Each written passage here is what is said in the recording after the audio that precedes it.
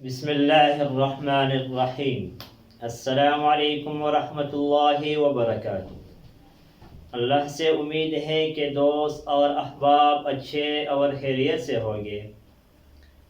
جو ساتھی اس چینل پر نئے ہو اس سے گزارش ہے کہ اس چینل کو سبسکرائب کرے اور ویڈیو کو لائک کرے اور کمنٹ میں اپنے رائے کا اظہار ضرور فرمائیے۔ آج نماز کے بارے میں آخری اور تیسرا حوار پڑھیں گے، اور اس سے پہلے ہم نے نماز کے بارے میں 2 حوارات پڑھ لیے، اور آج آخری اور تیسرا حوار پڑھیں گے جو صادق اور صابر کے درمیان ہے۔ صادق کہتا ہے ھذا اذان العصر، ھذا اذان العصر، عصر کا اذان ہے۔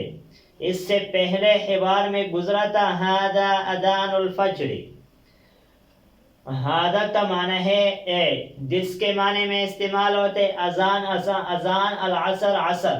صابر کہتے ہیں حیا بنا الی المسجد، مسجد کو چلیے، مسجد کو چلیے۔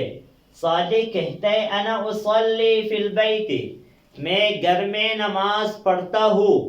انا اصلی، انا کا معنی ہے میں، اصلی میں پڑھتا ہوں، فی البیت گھر میں۔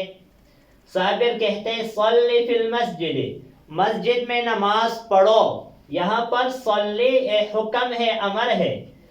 صلی فی المسجد، مسجد میں نماز پڑھو۔ صادق کہتے ہیں المسجد بعید، مسجد دور ہے۔ المسجد بعید، بعید کا معنی ہے دور، مسجد دور ہے۔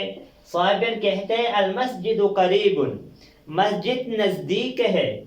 هل انت مریض، او گھر میں نماز پڑھتے ہیں؟ ابھی صابر اس سے پوچھتے ہیں کہ آپ گھر میں نماز پڑھتے ہو، کیا آپ بیمار ہو؟ هل انت مریض، کیا آپ بیمار ہو؟ صادق کہتے ہیں لا، نہیں، انا بخیر، میں خیریت سے ہوں، میں ٹھیک ہوں۔ صابر کہتے ہیں انت کسلان، آپ سست ہو۔